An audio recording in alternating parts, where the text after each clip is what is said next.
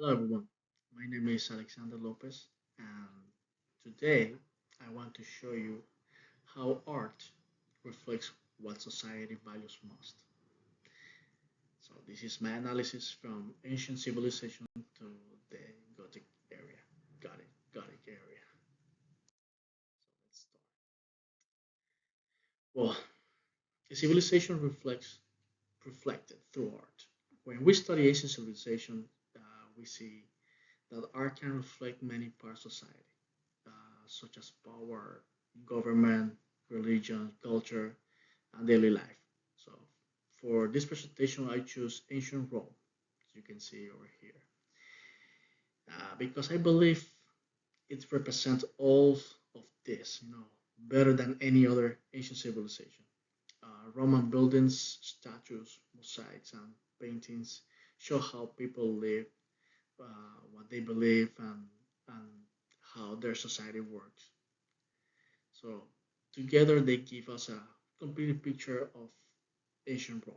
All this over here, beautiful. So the rise of an empire. The first artwork is Augustus of Prima Porta, right here. This statue represents Emperor Augustus as a strong and confident leader who want people to see him as a rightful ruler of Rome. Another important artwork right here is the Arapacis or the Altar of Peace. It celebrates the peace August brought to the empire and show how the government encouraged, people to trust and support the emperor. So together, this artwork reflects the importance of power and government in Roman society. Next one right here, the higher Roman civilization. As Rome became stronger, the, their art became more impressive. So this pantheon right here was built as a temple of the Roman gods, showing the importance of religion and the advanced engineering skills for the Romans. Of course, the Colosseum was used for games and public events, reflecting both uh, the power of the Roman government and the importance of entertainment. So together, these buildings represent Roman religion, culture, and all the achievement, I would say. Okay, next one right here. Life and ancient Rome. Not all Roman art was about emperors or monuments. Here, for example, the Pompeii frescoes and Roman mosaics show how homes, gardens, markets, meals, and family life. So these artworks help us to understand how ordinary Romans live and what they value. So together they show that Roman art reflects many parts of society at the same time. However, after the fall of the Western Roman Empire at AD 476, this began to change a little bit, or a lot, I will say. A new society, a new purpose for art.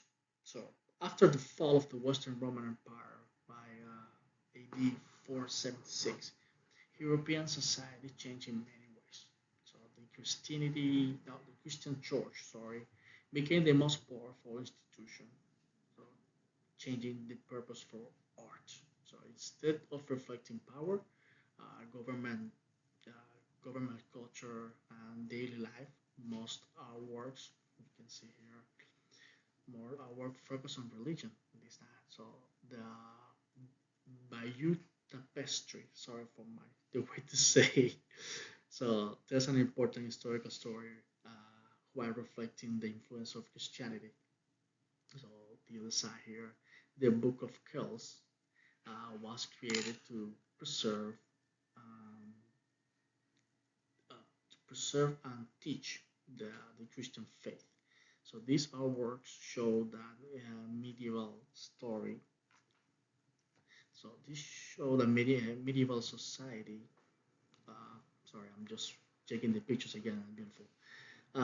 Value religion above everything.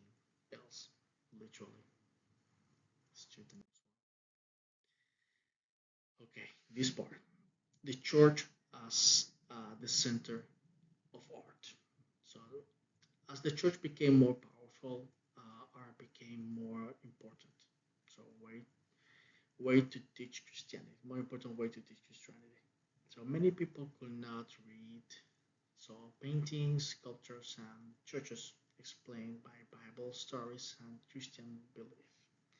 So the Last Judgment, Timpanum, yeah, Timpanum, Timpanum oh, at Autumn Cathedral, uh, teach about heaven, hell, and salvation. The Church of the Saint, here, the Church of the Saint Foy welcomed Christian pilgrims and reflected the more importance of faith during the Romanesque period. This artwork showed that art was no longer about rulers or daily life. Its main purpose was to teach and strengthen the Christianity faith, I will say. Next one.